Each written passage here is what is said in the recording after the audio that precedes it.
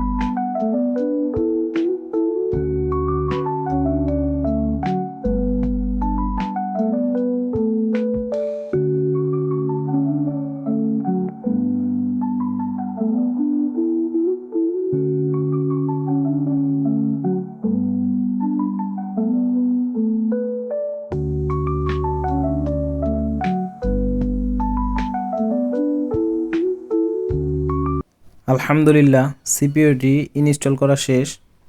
এখন আমি মাদারবোর্ডটা, display, battery, charging রেবন সংযোগ করে দেখব যে ফোনটা রান হয় কিনা, আর রান হওয়ার পরে প্রপার টাচে কাজ করে কিনা। তো ভিডিওটা যারা শুরু থেকে শেষ পর্যন্ত দেখলেন তাদেরকে অসংখ্য ধন্যবাদ। আর ভিডিও যদি ভালো লেগে থাকে অবশ্যই লাইক, কমেন্ট, শেয়ার করে দিবেন। আর যদি ইউটিউব থেকে দেখে থাকেন অবশ্যই চ্যানেলটিকে সাবস্ক্রাইব করে দিবেন। তো ধৈর্যের সাথে ভিডিওটি দেখার জন্য আপনাদেরকে অসংখ্য ধন্যবাদ। দেখেন আলহামদুলিল্লাহ টাচটা কাজ করতেছে। মূলত আপনার এসপিআই প্রোটোকলের যে একটা লাইন মসি, ওই মসি লাইনটা আপনার প্রবলেম ছিল, তো সিপিইউ রিবোলিং করার পর কাজটা সম্পূর্ণ ওকে হয়ে গেছে।